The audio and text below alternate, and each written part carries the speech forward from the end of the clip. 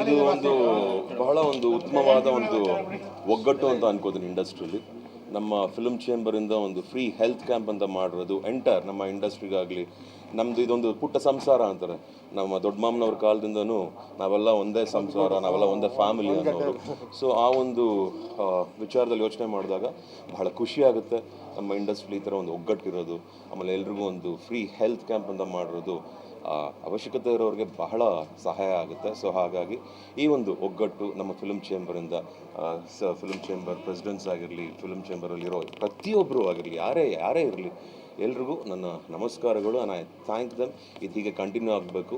NM Suresh ಅವರು ಶುರು ಮಾಡಿದ್ದು ಅಂತ ಶಿಲ್ಪ ಶ್ರೀನಿವಾಸ್ ಅವರು ಹೇಳ್ತಾ ಇದ್ರು. ಸೊ ಈ ಒಂದು ಇದು 2ನೇ ವರ್ಷ ಅಂತ. ಒಳ್ಳೆಯದಾಗಲಿ, ಆರೋಗ್ಯಕ್ಕೆ ಯಾರ್ಯಾರಿಗೆ ಒಳ್ಳೆಯದಾಗುತ್ತೋ ಈ ಮೂಲಕ ಅವ್ರಿಗೆಲ್ಲ ಒಳ್ಳೆಯದಾಗಲಿ ಅಂತ ಹೇಳ್ತೀನಿ.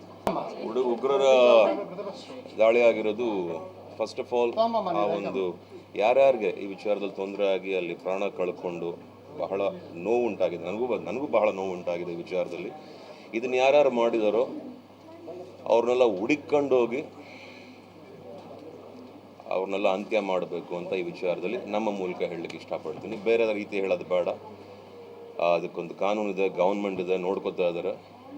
As a citizen of India ಹೇಳಬೇಕು ಅಂದರೆ ಮೈಯಲ್ಲಿ ಕುದೀತಾ ಇದೆ. ಅವ್ರನ್ನ ಸಂಹಾರ ಮಾಡೋವರೆಗೂ ನಮಗೂ ನೆಮ್ಮದಿ ಇಲ್ಲ ಅಂತ ನನಗನ್ಸುತ್ತೆ. ಅಮಾಯಕರು ಜೀವ ತಗೊಂಡಿದ್ದಾರೆ, ಇದಕ್ಕೆ ಅವರು ಶಿಕ್ಷೆ ಅನುಭವಿಸಲೇಬೇಕು. ಶಿಕ್ಷೆ ಅಲ್ಲ, ಅವ್ರನ್ನ ಪೂರ್ಣಗೊಳಿಸಲೇಬೇಕು. ಜೈ ಹಿಂದ್, ಜೈ ಭುವನೇಶ್ವರಿ. Thank you sir.